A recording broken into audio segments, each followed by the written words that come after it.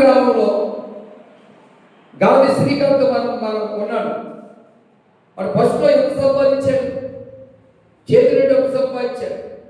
ఈ తాలూకు గ్రామంలో రెండో స్టేజ్ వేసింది ఫస్ట్ వాడే. ఈ తాలూకు గ్రామంలో ఏసీ పెట్టింది ఫస్ట్ ఆడి, సీలింగ్ చేపింది ఫస్ట్ ఆడి, చేతులు డబ్బు సభకు ఫస్ట్ ఆడి. వాడు ఇప్పుడు భద్రమైపోయాడు. పని కూడా ఇవ్వట్లేదు, పని కూడా దొరకట్లేదు.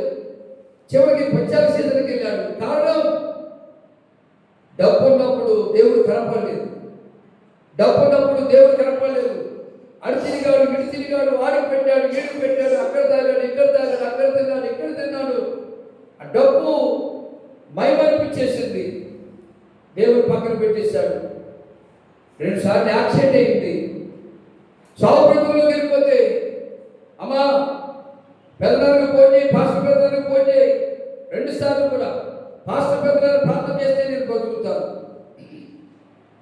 అలా 2 సార్లు కూడా వెళ్ళి మోకరించి ప్రార్థన చేయడం జరిగింది. దేవుడు బ్రతికి తీసుకొచ్చాడు. అయినా కానీ భయపడకుండా తప్పించుకు తిరుగుతున్నాడు. ఇప్పుడు ఏం లేదు, అతనికి ఏం లేదు. చేతి డబ్బు లేదు, చేతి పని లేదు. అవునా కదంటారా?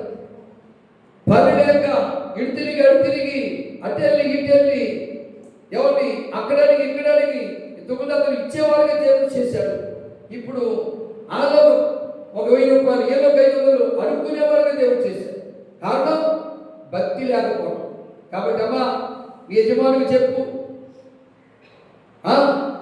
నీ యజమాని కూడా చెప్పు. శారమ్మ నిద్రపోతుంది చూడు, నిద్రపోతున్న ఏంటమ్మా శారమ్మ చెప్పండి.